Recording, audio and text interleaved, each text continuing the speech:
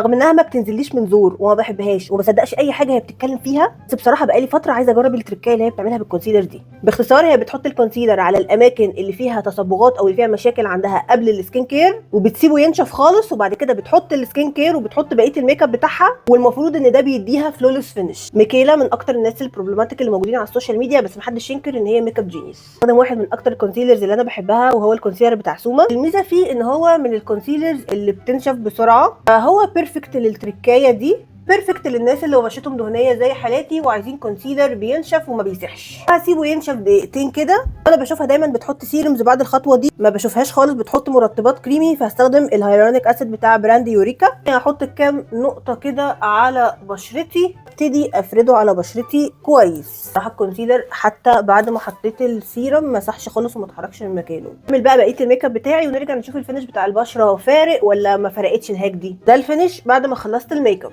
اختصارا للوقت هي ملهاش لازمه. بالنسبه للموضوع ان هو بيخلي البشره ناعمه وفلولس، كيلا من اكتر الناس اللي بتحط فلاتر على الفيديوز بتاعتها، فانا ما بصدقش اي حاجه بتقولها في موضوع ان البشره شكلها حلو ده. في حاجه الكونسيلر مسك نفسه وانا بحط السيرم، بس وانا بحط الفاونديشن وبقيه الحاجات، وطبعا استخدمت بيوتي بلندر، ده الكونسيلر يتحرك ويندمج مع طبقه الفاونديشن اللي انا حطاها عادي جدا، اكني بعمل سبوت كونسيلنج قبل الميك اب. بس الفرق ان انا بدل ما احط السيرم قبل الكونسيلر حطيته بعد الكونسيلر. في رايي بصراحه هي ملهاش اي 30 لازمه.